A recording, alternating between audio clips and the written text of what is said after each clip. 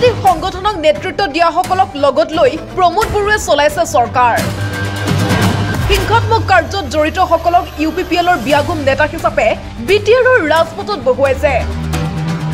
সন্ত্ৰাসবাদী সংগঠনৰ সদস্যক প্ৰমোদ বৰুৱে ইএম অথবা এমচিএলএ হিচাপে ৰাজগাদীত অধিষ্ঠিত কৰিছে। বিপিএফৰ পৰা এতিয়া অক্সিজেন বিচাৰিছে ইউপিপিএলে। বিপিএফৰ সৈতে একগোট হৈ শাসনৰ গাদীত দখল কৰাৰ চিন্তাত আছে ইউপিপিএল। 2012 আৰু 2014 চনত হিংসাত্মক কাৰ্যকলাপত জড়িতসকলক প্ৰমোদ বৰুৱে বিটিআৰৰ গাদীত ৰাখিছে। হিংসাত্মক কাৰ্যকলাপত জড়িতসকল ইউপিপিএলৰ বিয়াগুম নেতা হিচাপে বিটিআৰৰ ৰাজপথত বহি আছে। প্ৰমোদ বৰুৱে হাগ্ৰামা মহিলাৰীৰ শাসনকালত হোৱা গোষ্ঠীগত সংঘৰ্ষ হিংসাৰ হিচাপ ৰাইজৰ আগত দিছে। কিন্তু যিসকল ব্যক্তি সেই সংঘৰ্ষৰ লগত জড়িত বুলি এনআইএও চাৰ্জশ্বিট প্ৰদান কৰিছে, সেইসকল ব্যক্তিয়ে নেতৃত্ব দিয়া সন্ত্ৰাসবাদী সংগঠনৰ সদস্যকে আজি প্ৰমোদ বৰুৱে বিটিআৰৰ ইএম অথবা এমচিএলএ হিচাপে ৰাজগাদীত অধিষ্ঠিত কৰিছে। প্ৰমোদ বৰুৱেও হিংসাকাৰীক সংঘৰ্ষকাৰীক প্ৰশ্ৰয় দিবলৈ বিচাৰিছে নেকি? প্ৰমোদ বৰুক লৈ এনেদৰে পুনৰ এবাৰ গৰজি উঠিল পৃথ্বীৰাজ নাৰায়ণ দেৱ মেছ। উল্লেখ্য যে যিমানে বিটিচি নিৰ্বাচন চমু চাপি আহিছে, সিমানে ইউপিপিএল প্ৰধান প্ৰমোদ বৰুৰ বিৰুদ্ধে ক্ষোভ উজাৰিছে বড়োভূমিৰ জনতাই। কিয়নো বড়োভূমিৰ ৰাইজে গম পাইছে যে উন্নয়নৰ নামত কেৱল ডিঙিৰ শিৰ ফুলাই ফুলাই ভাষণহে দিলে প্ৰমোদ বৰুৱে। উন্নয়ন কৰিলে কেৱল নিজলৈহে, জনতাক দিলে কেৱল প্ৰতিশ্ৰুতি। বিভাগে বিভাগে কমিছনৰ বজাৰ পাতি সিন্ডিকেট চলাই লুণ্ঠন চলোৱা প্ৰমোদ বৰুৰ প্ৰতি ইউপিপিএল দলৰ প্ৰতি এতিয়া যেন সকলোৱে আঙুলি টুৱাইছে। শেহতীয়াকৈ প্ৰমোদ বৰুক লৈ সৰব হৈ পৰিল পৃথ্বীৰাজ নাৰায়ণ দেৱ মেছ। কৰিলে তীব্ৰ সমালোচনা, কেতবোৰ বিস্ফোৰক মন্তব্য কৰিলে প্ৰমোদ বৰুৰ বিৰুদ্ধে। প্ৰমোদ বৰু ডাঙৰীয়াই বিটিআৰত শান্তি আনিছে বুলি সদায় চিঞৰি আছে। 2012-2014 চনত বিটিআৰ অশান্তি কৰাসকলক লগত লৈ কিন্তু প্ৰমোদ বৰুৱে চৰকাৰ চলাই আছে। সেইসকলক লৈ প্ৰমোদ বৰুৱে চৰকাৰ ৰক্ষা কৰি আছে। যিবিলাক ব্যক্তিয়ে যিবিলাক সংগঠনৰ নেতৃত্বই সেই 2012 চন আৰু 14 চনৰ হিংসাত্মক কাৰ্যকলাপত জড়িত আছিলে, যেইবিলাক ব্যক্তিৰ নেতৃত্বত আৰু যেইবিলাক সংগঠনৰ সদস্যই 2012 চন আৰু 2014 চনৰ যি গোষ্ঠীগত হিংসা বা গোষ্ঠীগত সংঘৰ্ষৰ লগত জড়িত থকা বুলি এনআইএও চাৰ্জশ্বিট প্ৰদান কৰিছে, সেইবিলাক ব্যক্তিকেতো আপুনি আনি আজি বিটিআৰৰ ৰাজগাদীত অধিষ্ঠিত কৰিছে। আপোনাৰ লগত আপুনি বিটিচিৰ চিফ আৰু তেওঁলোকে আপোনাৰ পৰিষদখনত হয়তো আপোনাৰ ইউপিপিএল দলৰ এমচিএলএ বা ইএম হিচাপে তেওঁলোকে ৰাজগাদীত বহি আছে, ইউপিপিএল দলৰ এক বিয়াগুম নেতা হিচাপে। আজি নহয় জানো আপুনি কৈছে যে হাগ্ৰামা মহিলাৰীৰ সময়ত যি 17 বছৰে হিংসা হৈছিল, যি সংঘৰ্ষ হৈছিল, যি গোষ্ঠীগত হিংসা হৈছিল, সেইবিলাক আপুনি হিচাপ ৰাইজৰ আগত দি ফুৰিছে।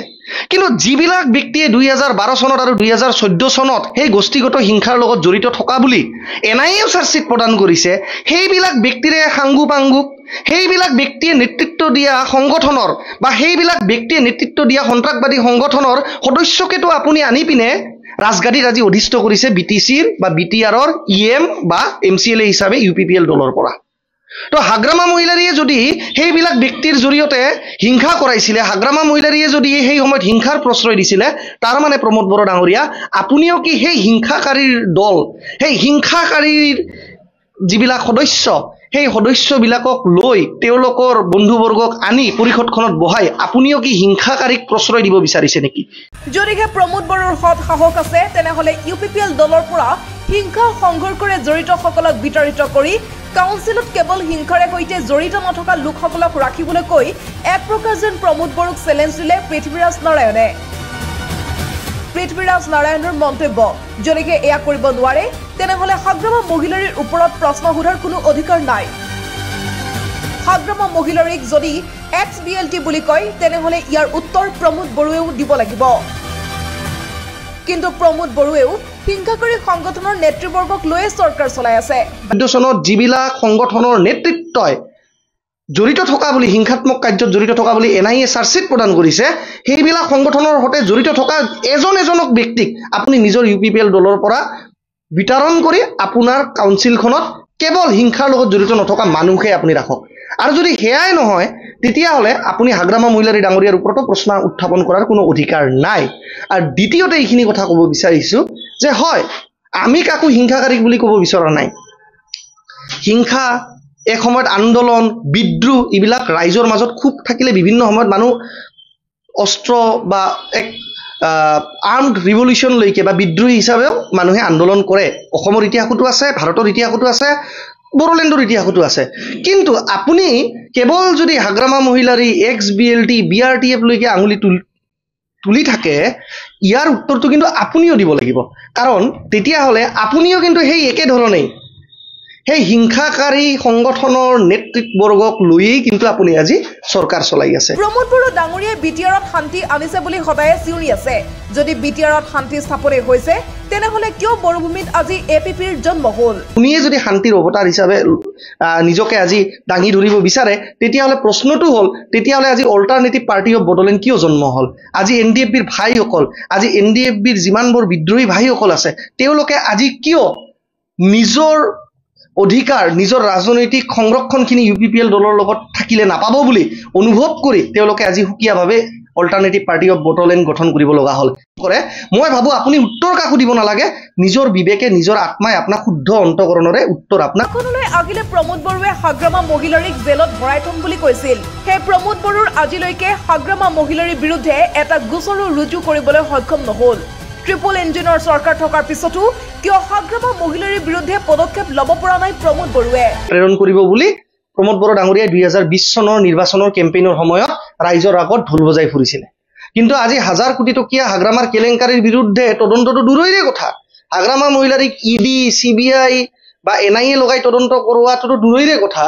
আজি প্ৰমোদ বড়ো ডাঙৰীয়া নেতৃত্বাধীন চৰকাৰখনে কিন্তু হাগ্ৰামা মহিলাৰীৰ বিৰুদ্ধে এটা গোচৰো ৰুজু কৰিবলৈ সক্ষম হোৱা নাই উইথ প্ৰপাৰ চাৰ্জ ফ্ৰেম। নে হাগ্ৰামা মহিলাৰীৰ লগত কিবা ছেটিং কৰিছে প্ৰমোদ বড়োৱে?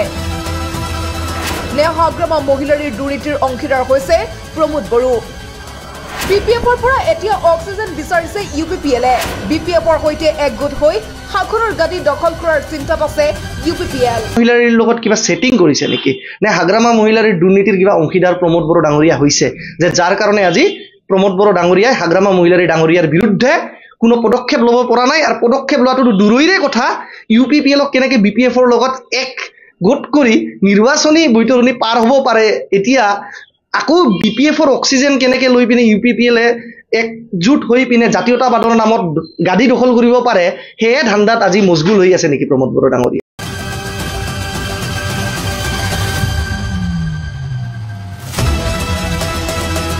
নিউজ ডেস্ক, প্ৰতিবিম্ব লাইভ।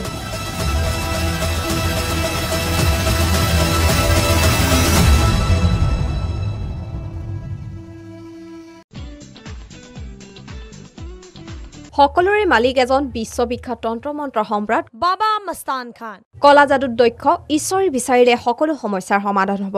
বাবা মস্তান খান। সকলো সমস্যাৰ সমাধান, ঘৰুৱা কণ্ডল, সতিনী বা শত্ৰুৰ পৰা মুক্তি, স্বামী স্ত্ৰীৰ মাজত কাজিয়া, মনমতি বিবাহ, পঢ়া শুনাত মন নলগা, কোৰ্ট কাছাৰী আদি সমস্যাৰ সমাধান, ৰোগ মুক্তি বা ৰোগত ঔষধে কাম নকৰা, সন্তান নোহোৱা বা হৈ মৃত্যু হোৱা, মডেলিঙত বাধা, বাবা মস্তান খান।